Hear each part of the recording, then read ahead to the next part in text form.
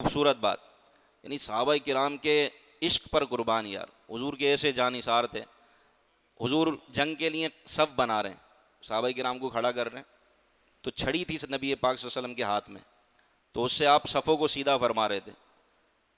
تو ایک صحابی کے جو چھڑی نا تھوڑا زور سے لگ گئی اور ان کو محسوس ہوا حضرت سواد.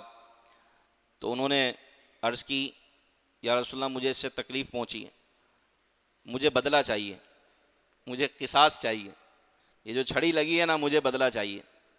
اب دیکھیں سامنے لشکر ہے کافروں کا، جنگ تیار ہے، صفیں بنائی جا رہی ہیں. صحابہ کرام نے کہا سواد تمہیں کیا ہو گیا؟ ایسے موقع پہ وہ بھی بدلہ، وہ بھی نبی پاک صلی اللہ علیہ وسلم سے. کہا کہ بھائی اسلام میں حکم ہے، مجھے بدلہ چاہیے.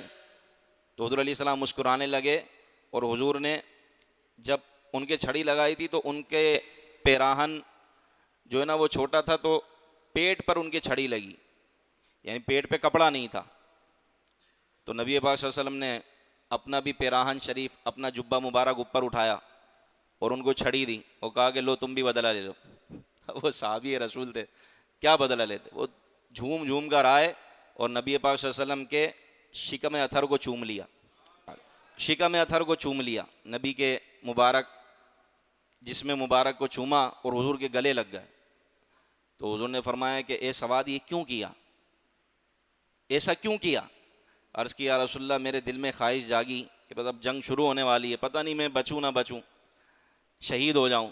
تمنا یہ تھی کہ میں آپ کے جسم اطہر کا بوسہ لے لوں اور وقت آخر سے پہلے پہلے آپ کے جسم اطہر کو چھو لوں تاکہ میں دنیا و آخرت میں نجات پا جاؤں. تو سارے صحابہ کرام علیہم رضوان ان کی اس محبت پر رشک کرنے لگے اور حیران رہ گئے.